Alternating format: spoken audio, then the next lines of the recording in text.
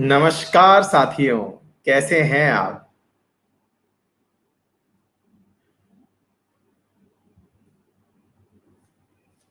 एकदम मस्त।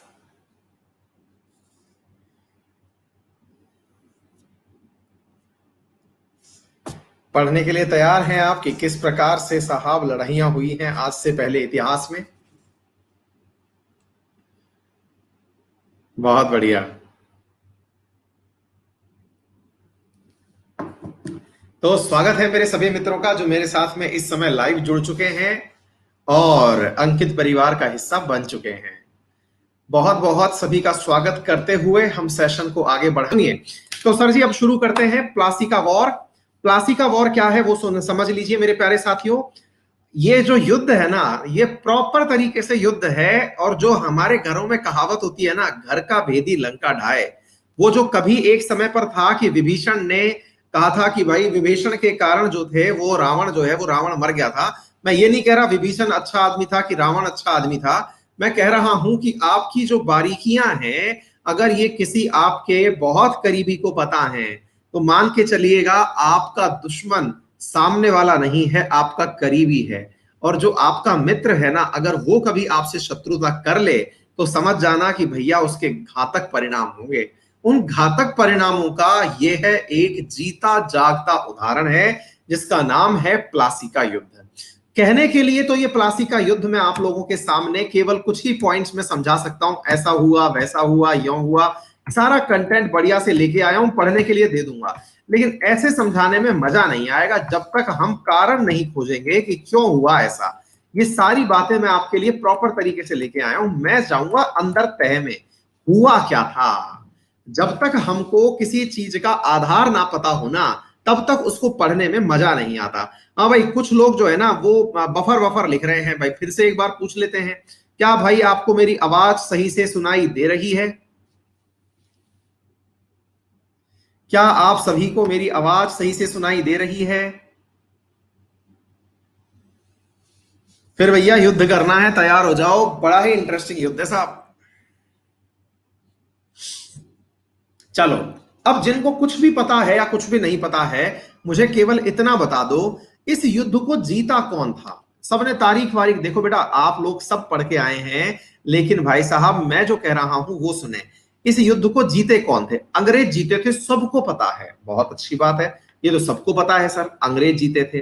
तो ये भी पता होगा हारा कौन था। मैं बता देता हूं, आप भी बता दीजिए, जिनको पता है बता दें। ये तो ऐसी चीज है, मैं आपको ये भी बता दूं। हाँ भाई, डेट बताना कब लड़ा गया था? 23 जून। ये देखो रटी पड़ी है सब लोगों के, 23 जून 1757 को हुई थी। बहुत बढ़िया।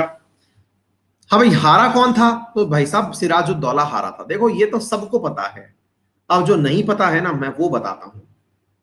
अंग्रेजों के पास सैनिक कितने थे? मैं आपके सामने ऑप्शन दे रहा हूं, ध्यान से सुनिएगा। 50,000, 20,000, 1 लाख या नन। नन से मतलब, चलो मैं ऐसा कर लेता हूं, less than 1000, less than. None का मतलब बिल्कुल कम, लेस देन 1,000। हाँ भाई, ये ऑप्शन हो गए ए बी सी डी। इन ऑप्शंस में से आंसर टिक करिए, मजा आ जाएगा आपको सवाल सुन करके। कितनी बड़ी सेना थी इससे अंदाजा लग जाएगा आपको कि अंग्रेज थे क्या आखिर में। कितनी बड़ी सेना थी इससे अंदाजा लगेगा आपको।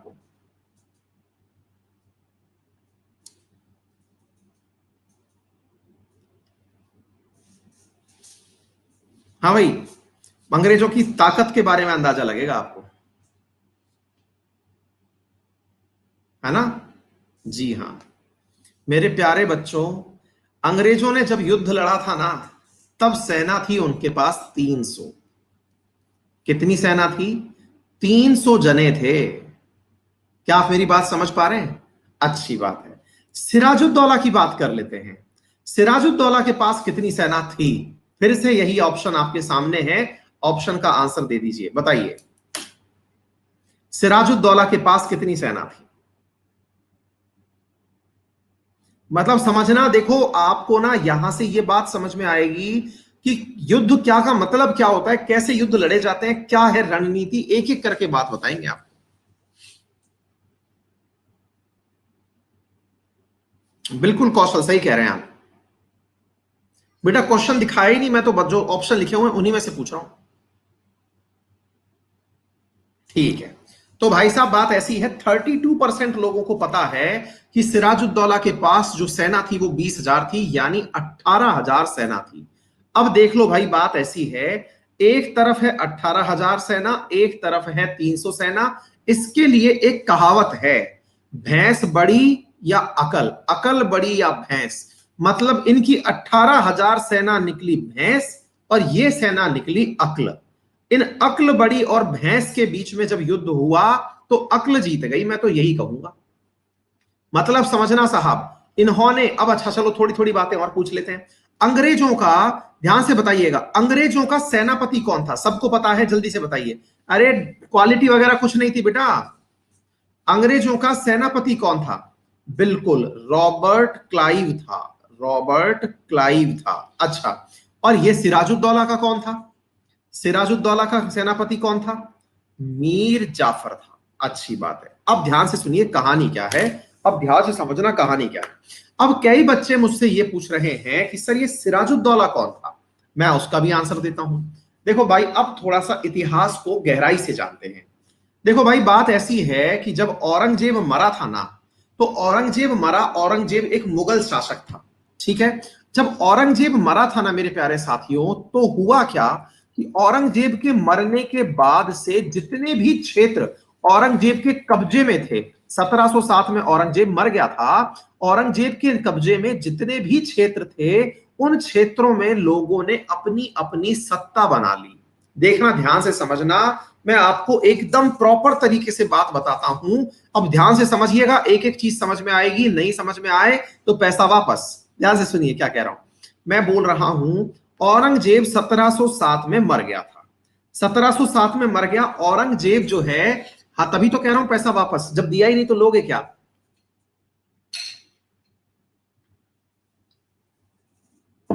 ना कुछ दिया ना कुछ लिया, तो हम भैया फ्री का माल फ्री में वापस दे देंगे। अभी तो गुरु जी बहुत सोच समझ के कंसेप्ट दिए भाई साहब, पैसा वापस।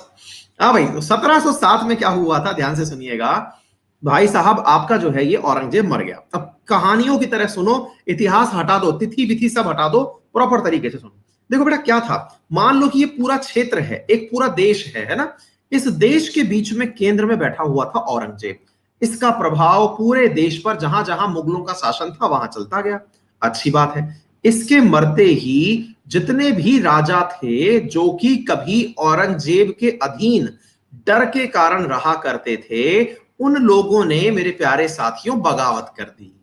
क्या कर दी? उन सब ने मिलकर के बगावत कर दी। बगावत करने वालों में ये जो बंगाल के नवाब थे, जिनका नाम था अली वर्दी खान। क्या नाम था? अली वर्दी खान। इन्होंने, इनके मरते ही, ध्यान से सुनिएगा मैं क्या कह रहा हूं, इन्होंने औरंगजेब के मरते ही मेरे प्यारे साथियों, आप लोगों का जो बंगाल था, उस बंगाल के ऊपर अपना कब्जा स्थापित कर लिया। ये बिल्कुल वैसे हो गया जैसे कई बार अपन नहीं कहते कि भाई कोई भी जगह अगर खाली है, आपको उस खाली जगह पर, अच्छा चलो आपको एक बहुत बड़ी बात बताता हूं।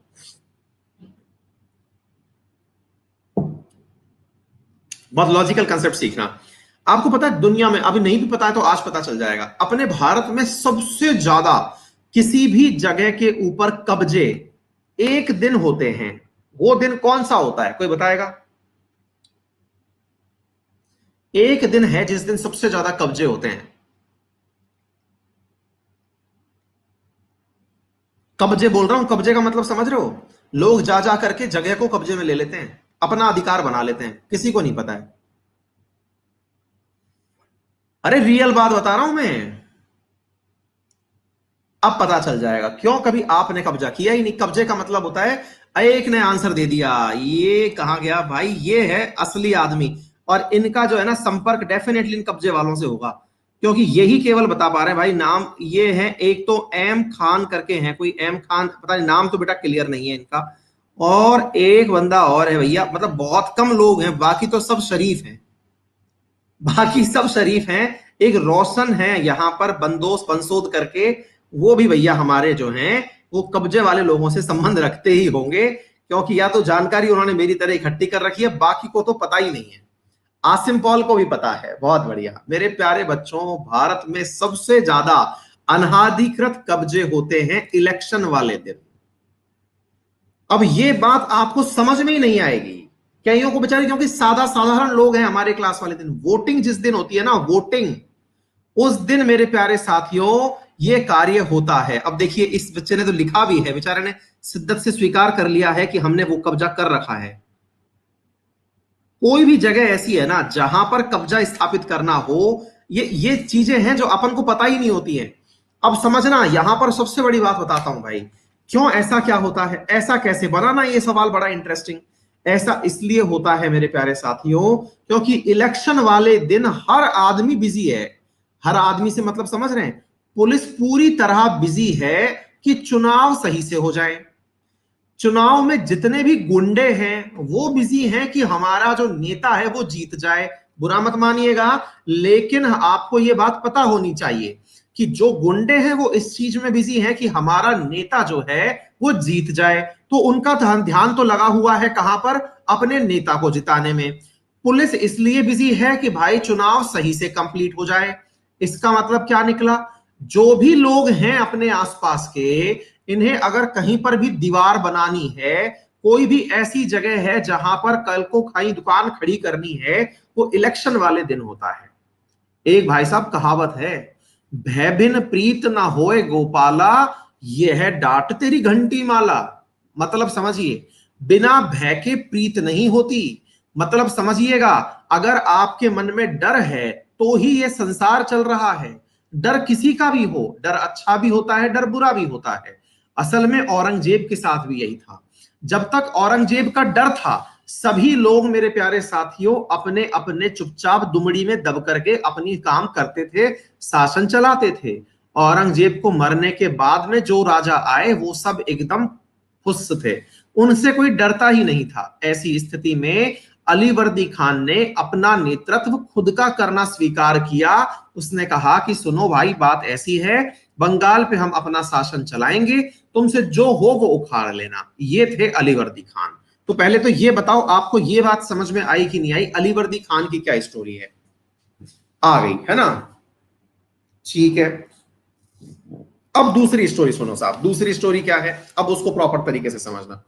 अलीवर्दी खान जो थे वो ये काम तो कर लिए कि उन्होंने अपने नेतृत्व में ये सारा काम कर लिया, लेकिन एक काम और हुआ सर। और वो क्या हुआ, मैं आपको वो बताता हूं। हुआ क्या कि अलीवर्दी खान के घर में कोई भी बेटा नहीं था। ध्यान से समझ लीजिएगा मैं क्या कह रहा हूं। अलीवर्दी खान के घर में कोई बेटा नहीं था, 3 बेटियां थी। उनमें जो सबसे बड़ी बेटी थी उसका नाम था घसीटी, ठीक है ना। बाकी 2 बेटियां और थी। 3 बेटियां जो थी मेरे प्यारे साथियों, उन 3 बेटियों में से जो बीच की 2 बेटियां थी ना, मतलब सबसे बड़ी तो हटा दो, जो बाकी बची हुई जो 2 बेटियां थी, उनमें से एक बेटी के बच्चे का नाम था, क्या नाम था आपका, सिराजुद्दौला। तो असल में सिराजुद्दौला कौन था, अगर ये बात पूछी जाए तो सिराजुद्दौला कोई और नहीं बल्कि अलीवर्दी खान का पोता, वो नाती था। नाती का मतलब समझते हैं, नाती का मतलब ये हुआ कि भाई जिसका की मतलब बेटी का बच्चा जो होता है वो नाती कहलाता है, ठीक है। अच्छा, अब अलीवर्दी खान जो था, उनका नाती जो था उसका नाम क्या था, सिराजुद्दौला। ऐसे ही दूसरी जो बेटी थी, आप नाती बोलते हैं, दोईता बोलते हैं, ऐसी जो दूसरी बेटी थी ना, उस दूसरी बेटी के बच्चे का नाम था शौकतगंज। शौकतगंज नहीं है, मतलब शौकतगंज ही नाम था शायद उसका ना, हाँ। दूसरी बच्ची का नाम था शौकतगंज। अब ये जो 2 लोग थे, सिराजुद्दौला और शौकतगंज, ये दोनों असल में होने को तो क्या थे, एक दूसरे के भाई थे। कैसे भाई थे, मौसियों के बेटे थे। मतलब ऐसे समझना, अलीवर्दी खान, ऐसे समझो, अलीवर्दी खान, अलीवर्दी खान, अलीवर्दी खान के 3 बेटियां। कौन कौन सी, नंबर 1 घसीटी बेगम, दूसरी मौसी, मौसी के बच्चे हो गए ना, हाँ। और दूसरी बेटी, तीसरी बेटी, 3 बेटी।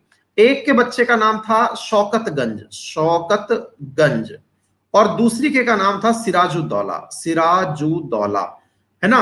अब ये जो थे कौन, आपके अलीवर्दी खान, इनकी मृत्यु होती है सर आप लोगों के, और 1756 में जो है ये निकल लेते हैं। 10 अप्रैल 1756 को इनकी मृत्यु हो जाती है अलीवर्दी खान की। अलीवर्दी खान को प्रेम था अपने इस वाले नाती से जिसका नाम था सिराजुद्दौला। सिराजुद्दौला को ये अपनी जगह पर अपनी सत्ता सौंप के निकल लेते हैं। मतलब क्या हुआ, बंगाल का जो नवाब था वो सिराजुद्दौला को बना दिया गया। कहानी बस यहीं से शुरू हो जाती है।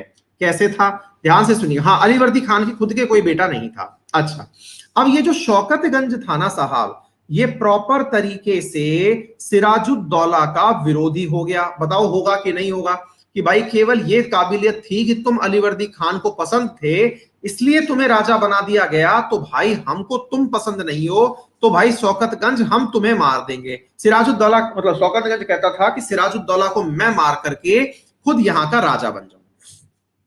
क्या ये बात समझ में आ गई? अच्छा, अब क्या है, मेरी बात सुनिएगा साथियों। ये शौकतगंज और सिराजुद्दौला के बीच में लड़ाई चल रही थी, लेकिन इसी बीच में आपको एक कहानी और जाननी होगी। कहानी ये थी कि इससे पहले जो अंग्रेज थे ना, वो अंग्रेज प्रॉपर तरीके से इस बंगाल के अंदर अच्छे से शासन किया करते थे। अच्छे से शासन का मतलब क्या था, केवल व्यापार था, इनका व्यापार ही था शासन। ध्यान से सुनिएगा, बहुत ही इंपॉर्टेंट बात बता रहा हूं।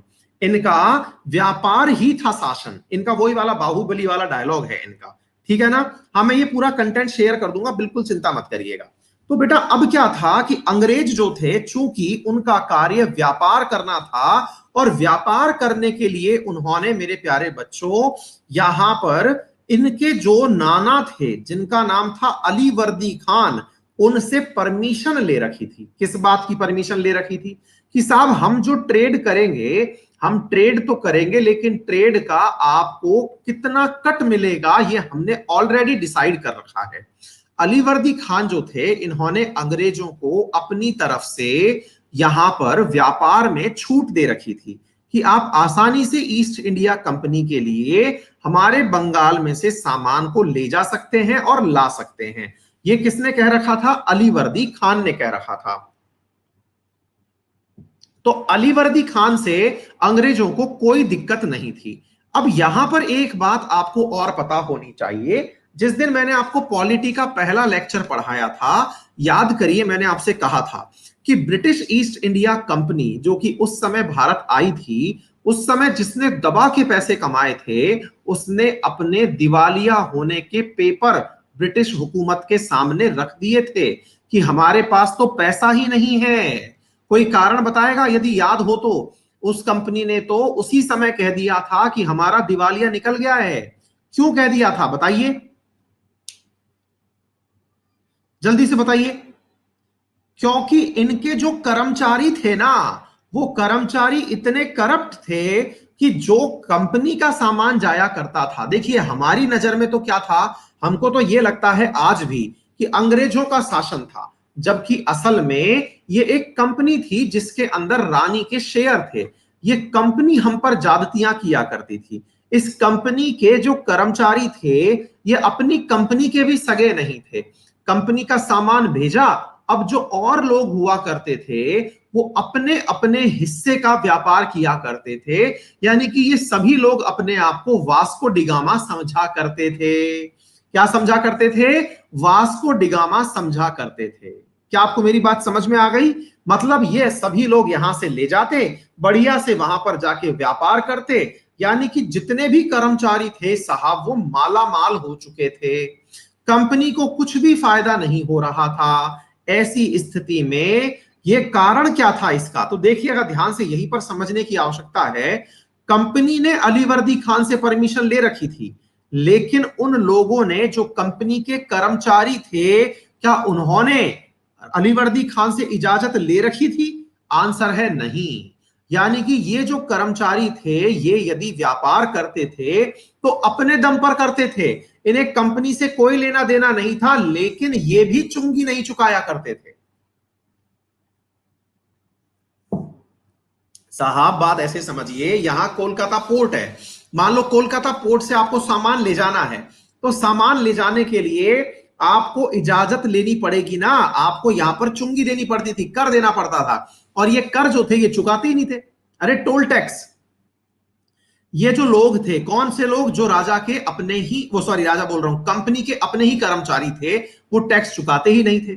तो भाई साहब अब यहीं से कहानी शुरू होती है। अलीवर्दी खान मरते हैं, सिराजुद्दौला शासन में आते हैं। सिराजुद्दौला देखते हैं कि साहब हम लोगों ने इजाजत तो दे रखी है ब्रिटिश ईस्ट इंडिया कंपनी को, और जो लोग हैं यहाँ के जो कर्मचारी हैं वो इलीगल रूप से सामान को ट्रेड कर रहे हैं, अपना अपना व्यापार कर रहे हैं, और कोई ना तो हमें चुंगी दे रहा है ना ब्रिटिश ईस्ट इंडिया कंपनी को फायदा दे रहा है। ऐसी स्थिति में सिराजुद्दौला ने आते ही इन लोगों के ऊपर ट्रेड का प्रतिबंध लगा दिया, अर्थात इन सबसे चुंगी लेना प्रारंभ कर दिया, टोल टैक्स लेना प्रारंभ कर दिया। बोलो भाई, इतनी बात समझ में आई किसी को? थम्स अप करो।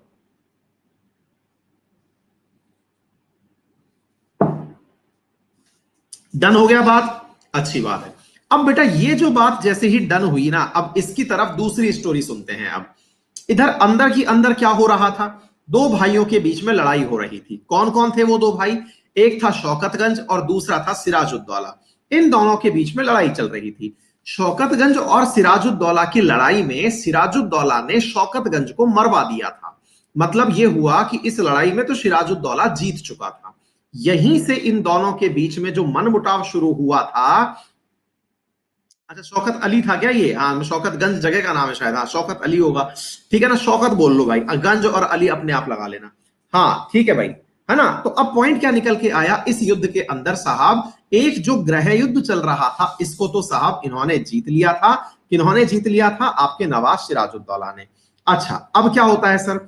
अब यहां से आगे बात बढ़ना शुरू होती है, और इन बातों के अंदर जो नवाब हैं बंगाल के, जो वर्तमान में सिराजुद्दौला हैं, इनको अंग्रेजों के साथ में जो बातें हो रही थी वो कतई पसंद नहीं थी, क्योंकि अंग्रेज जो थे वो गलत तरीके से कार्य कर रहे थे। अब यहां से आगे कहानी में ट्विस्ट क्या है? ट्विस्ट ये है कहानी में साथियों, 1757 के समय ही अंग्रेज, और अब ध्यान से समझना। हाँ भाई बेटा, क्या हो गया? ट्रेड बेटा हुआ करता था। कुछ बच्चे आपस में एक दूसरे को चुप करा रहे हैं, क्या हो गया बेटा? प्लस में कौन कौन सी सब्जेक्ट पढ़ाता हूं लास्ट में बता दूंगा बेटा, है ना? लास्ट में बता दूंगा, प्लीज बीच में पढ़ लो, है ना? कोई जरूरी बात हो, कोई बफरिंग जैसी कोई समस्या हो तो ही मुझे बताएं, अदरवाइज बीच में मेरा फ्लो ना तोड़े प्लीज। ट्रेड बेटा कपड़े का था। अच्छा, बफरिंग की बात आ रही है, चलिए एक बार फिर से पोल करा लेता हूं। हाँ भाई बताएं, बफरिंग आ रही है क्या? सॉरी, अरे गलत सवाल पूछ लिया, गलत सवाल पूछ लिया। हाँ भाई फिर से सवाल पूछ रहा हूं, क्योंकि फिर आप क्या पोल के अंदर अच्छे से पार्टिसिपेट नहीं कर पाते हो। पोल खुल जा भाई। हाँ, क्या भाई सब कुछ ठीक चल रहा है क्या? All okay? भाई प्लीज बीच में मेरा फ्लो मत तोड़ो, कहानी की तरह सुनो, मजा आ जाएगा। कहानी सुना रहा हूं, इतनी प्यारी कहानी लगेगी आप लोगों को, मजा आ जाएगा। ऑल ओके ना? कहानी को बीच में मत तोड़ो प्लीज, ध्यान से सुनो, सबका सब कुछ इलाज हो जाएगा। कहानी सुन लो आप तो एक बार, है ना? अच्छा, अब ध्यान से सुनो भाई, 88% लोगों को सही आ रही है, ध्यान से सुनिएगा। अब क्या हुआ बच्चों, ये जो कहानी थी ना, इस कहानी में एक ट्विस्ट आता है, और वो ट्विस्ट क्या है मेरे प्यारे साथियों? जो अंग्रेज थे, ये अंग्रेज यूरोप में फ्रांस के साथ लड़ाई कर रहे थे। दोबारा से सुनिए मैं क्या कह रहा हूं।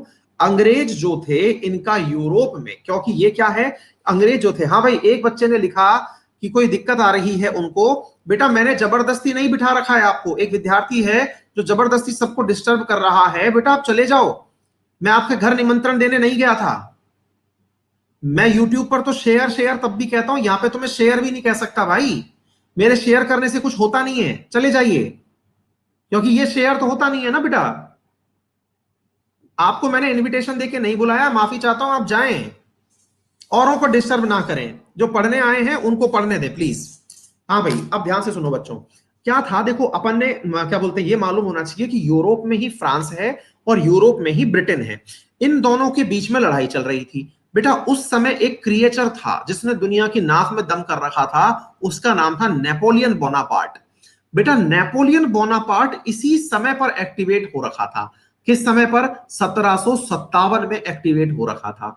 नेपोलियन बोनापार्ट के डर के मारे जो अंग्रेज थे ना, ये अंग्रेज इतने डरे हुए थे कि ब्रिटेन और फ्रांस की जो लड़ाई थी वो ना केवल ब्रिटेन में लड़ी जा रही थी, यानी कि ना केवल रूस में लड़ी जा रही थी, बल्कि भाई साहब पूरे वर्ल्ड में जहां जहां अंग्रेज और फ्रांसीसी थे उनके बीच में लड़ाइयां होने लग गई थी। फिर से समझो मैं क्या कह रहा हूं। अंग्रेज तो भाई एक बात बताओ, फ्रांसीसी तो भारत भी आए थे, तो भारत भी आए थे तो इनमें अंग्रेजों को क्या डर सताने लगा। और देखिए नेपोलियन बोनापार्ट का पलड़ा भारी था। एक बात और मैं बताता हूं, फ्रांसीसी जो थे ना वो ज्यादा ताकतवर थे हमेशा से, लेकिन वो अपना शासन नहीं चला पाए। इसके पीछे कारण क्या था, एक पंक्ति पॉइंट में सुन लेना। फ्रांसीसी जो चलते थे वो सरकार के आदेश पर चलते थे, उनकी सरकार जो कहती थी।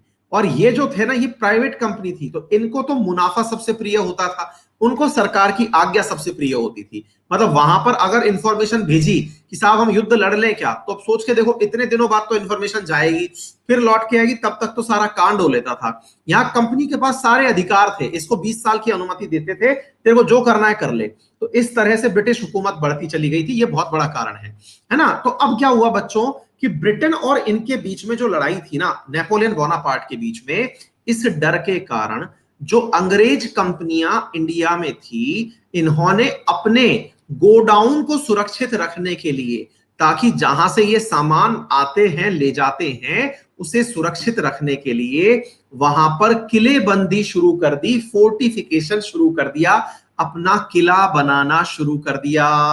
हम सब करिए अगर मेरी बात आपको समझ में आ रही है तो। दोबारा से सुनिएगा मैं क्या कह रहा हूं। मेरी बात क्या है, यहां पर पॉइंट निकल के क्या आया कि जो भी लोग अंग्रेज थे इंडिया में, वो अंग्रेज क्या किया करते थे बच्चों, अपने क्षेत्रों की, अपने व्यापारिक अधिकारों की, अपने व्यापारिक ठिकानों की सुरक्षा करने के लिए एक किला बना लिया, बनाना शुरू कर दिया। अब किला बनाना शुरू कर दिया बंगाल में, बंगाल में किला बना रहे हो और उसी समय पर नवाब सिराजुद्दौला का शासन चल रहा है। तो क्या भाई ये सिराजुद्दौला को पसंद आ जाएगा क्या? बिल्कुल पसंद नहीं आएगा। ऐसी स्थिति में इस किलेबंदी को नवाब द्वारा बिल्कुल भी बर्दाश्त नहीं किया गया था।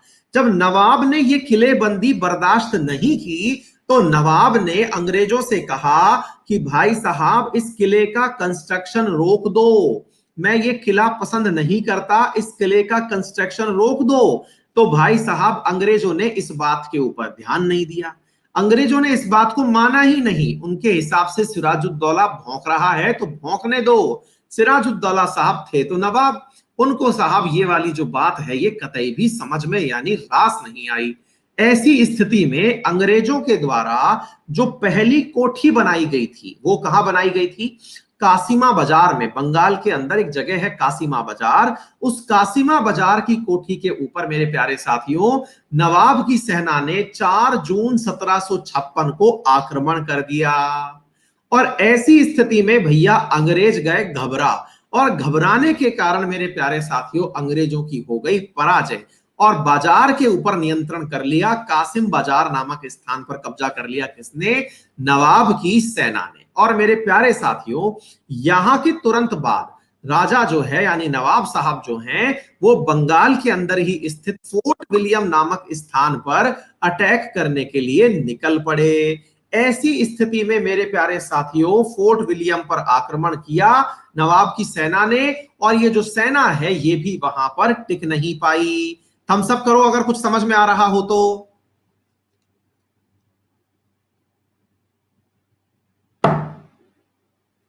बात समझ में आ गई? तो भाई फोर्ट विलियम में भी सेना टिक नहीं पाई। ऐसी स्थिति में मेरे प्यारे बच्चों, पूरी स्थिति दोबारा सुनाऊंगा, फोर्ट विलियम में भी सेना टिक नहीं पाई। ऐसी स्थिति में अब क्या होता है, जो फोर्ट विलियम में जाकर के नवाब की सेना गई अटैक करने, तो वहां जो अंग्रेज बैठे थे वो गए डर, और डरने के बाद भाई साहब भाग छूटे। नवाब थे तो थोड़े थोड़े जुल्मी टाइप के आदमी थे, उन्होंने साहब एक जुल्म किया। और क्या किया, उन्होंने 146 अंग्रेज सैनिकों को गिरफ्तार कर लिया और एक अंधेरी कोठरी में बंद कर दिया। वो अंधेरी कोठरी मेरे प्यारे साथियों 18 फीट लंबी थी और 14 बाई 10 फीट चौड़ी थी। ध्यान से सुनिएगा क्या कह रहा हूं, 18 फीट लंबी। 18 फीट कितना होता है आप इससे समझ लीजिएगा, आपको यहां से समझ में आ जाना चाहिए मेरे प्यारे साथियों कि अपनी जो हाइट है ना वो सामान्यतः 6 फीट है।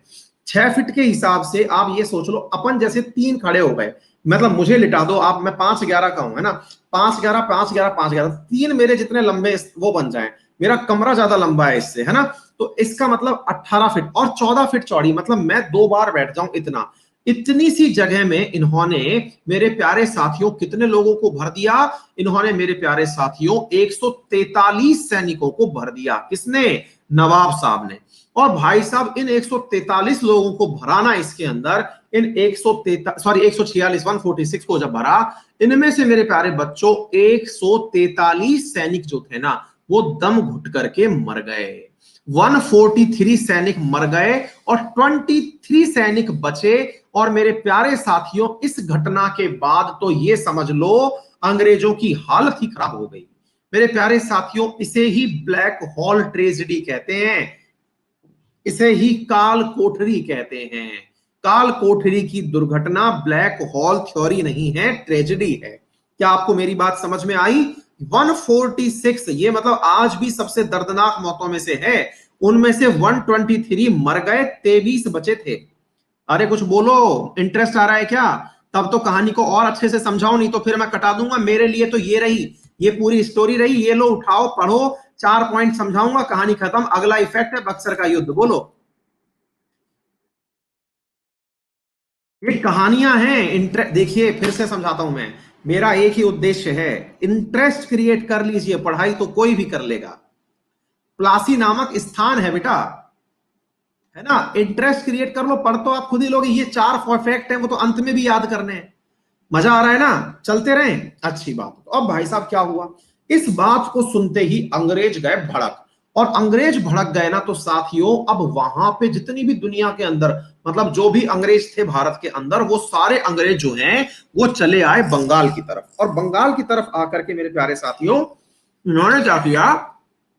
तो मतलब सबने ये सोच लिया कि अब भैया पूरी तरीके से बदला लेना है। ये बात सुनकर के सब अंग्रेज भड़क ही रहे थे।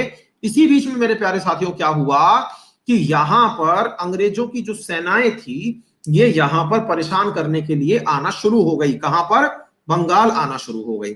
अब यहां पर एक बात समझने की जरूरत है मेरे प्यारे साथियों, कि नवाब ने तो अपनी बात का पालना करवा ली। किस बात की? फोर्ट विलियम के ऊपर कब्जा कर लिया। फोर्ट विलियम पर कब्जा कर लिया। फोर्ट विलियम है आपका कलकत्ता में। फोर्ट विलियम पर कब्जा कर लिया। अब नवाब तो नवाब ठहरे, नवाबों के नाम ऐसे ही थोड़ी नवाब पड़े हैं। वो इस जगह के ऊपर कब्जा करके जो है वो अपने किसी चाहने वाले आदमी को, कि जाओ बेटा हम पसंद हुए, तुम्हें ये जगह दे के जाते हैं। एक माणिक चंद नामक व्यक्ति थे, माणिक चंद पान मसाला टाइप का जो था ना, ऐसे माणिक चंद नामक व्यक्ति थे।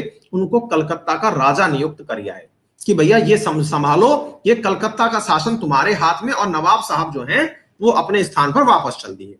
ठीक है, अब क्या हुआ?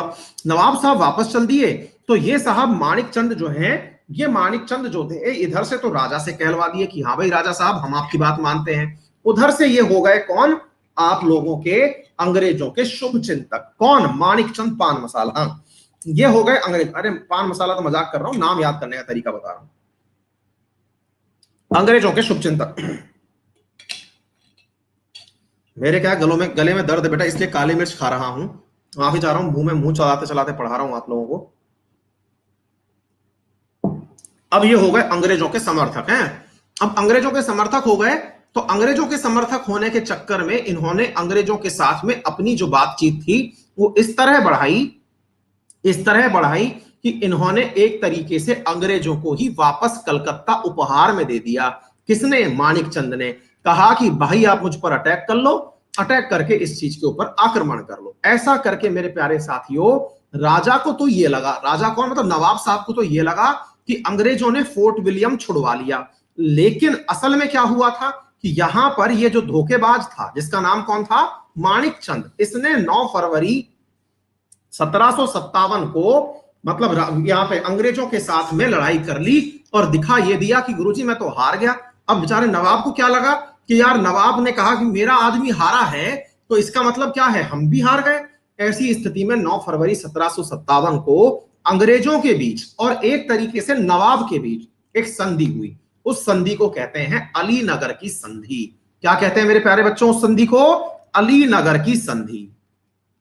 दोबारा बोले, थम्सअप करिए समझ में आ रहा हो तो। अलीनगर की संधि हो गई। क्यों हो गई? अब समझ में आ गया सारी कहानी? थम्सअप करो समझ में आ गया हो तो। ट्रीटी ऑफ अलीनगर, ठीक है ना?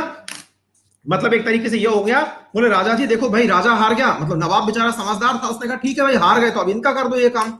लेकिन साहब अंग्रेज कहां पीछे रहने वाले थे। अब लेकिन अंग्रेजों को यह समझ में आने लग गया था कि सिराजुद्दौला के साथ साहब हमारी बात अब नहीं बनेगी। अब क्या होता है साथियों, यहां पर अंग्रेजों ने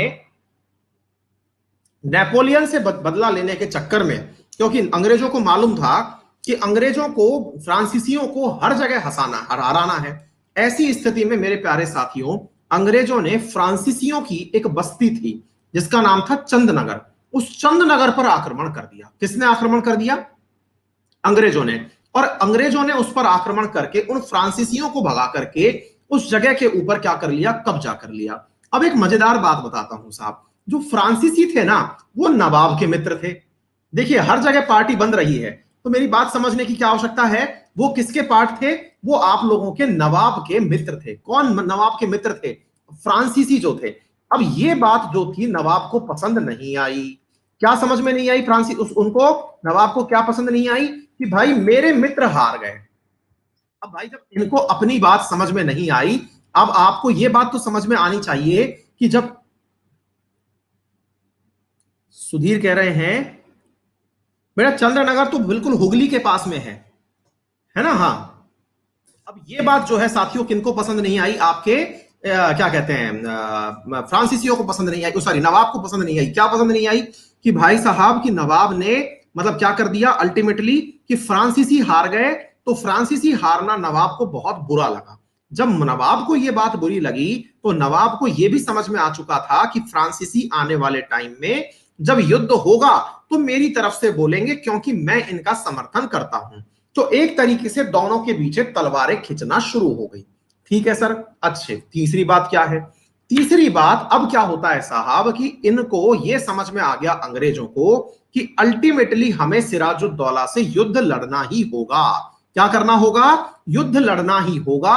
और नवाब सिराजुद्दौला जो थे ये युद्ध लड़ने के लिए क्या बोलते हैं, यहां पर जो रॉबर्ट क्लाइव था मेरे प्यारे साथियों, वो जो, हाँ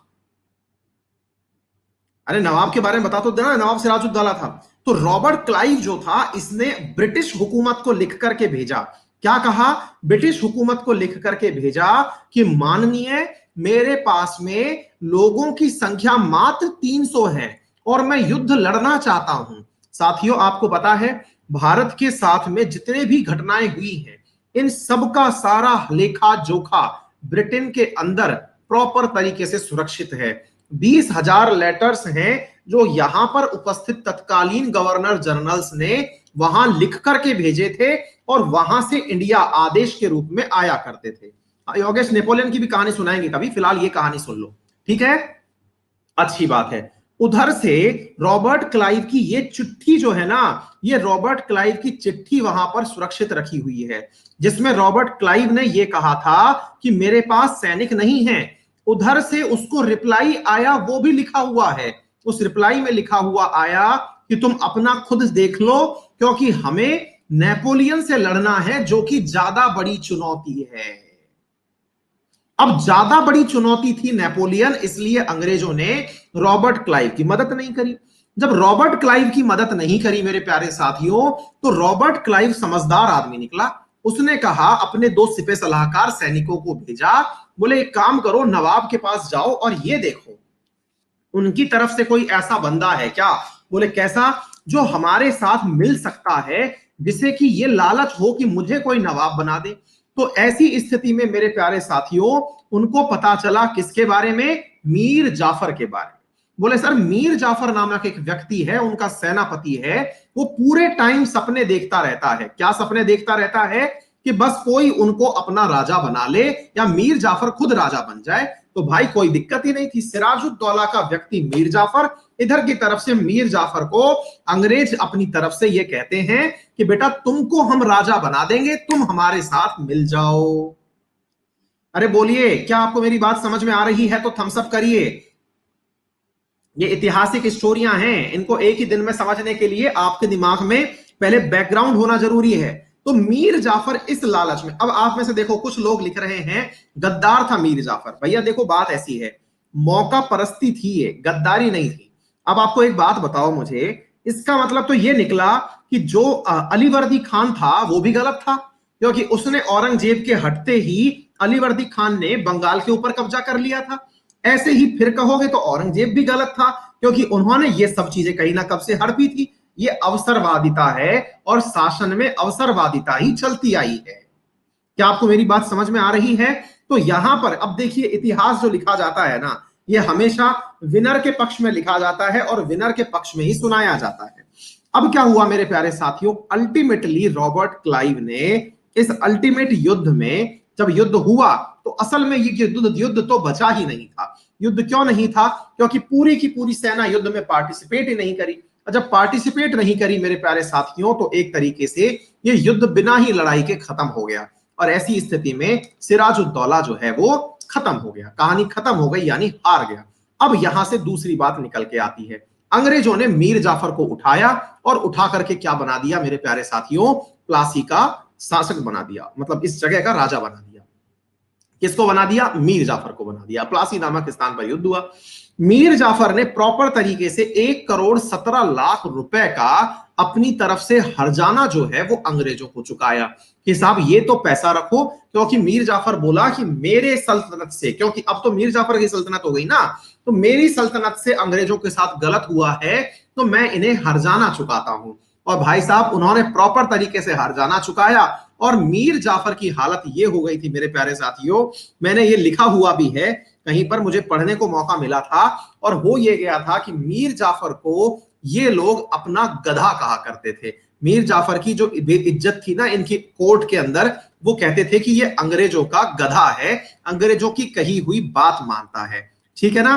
तो उम्मीद है मेरे प्यारे साथियों आप लोगों को ये बातें जो मैंने आपको सुनाई हैं, इनसे ये समझ में आ गया होगा कि किस प्रकार से आप लोगों का ये पूरा की पूरा युद्ध का इतिहास रहा।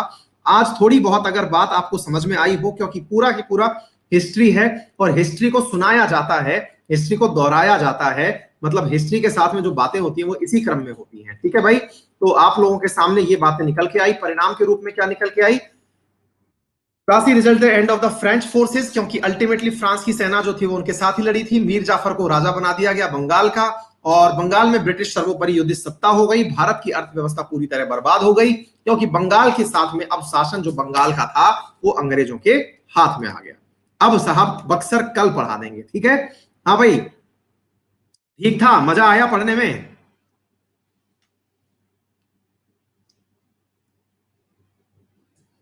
पूरी किस्से कहानी थे। देखो दो तीन बातें हैं। अब कुछ विद्यार्थी ऐसे भी होंगे जिनको लगेगा कि अरे सर हम लोगों को तो ऑलरेडी आती थी ये बातें, सब हिस्ट्री है, हिस्ट्री ऐसे ही आती है। जिनके मजे आए होंगे ना उनको ये लगा होगा कि भाई साहब हिस्ट्री पढ़ने की चीज है, हिस्ट्री वो खुद से पढ़ने भी निकल पड़ेंगे। ये सारा कंटेंट मैं इस पे डाल दे रहा हूँ टेलीग्राम चैनल पे बेटा, है ना? जीके भाई अंकित अवस्थी सर मेरा टेलीग्राम ग्रुप है, मैं यहाँ पर आपको शेयर कर दे रहा हूँ।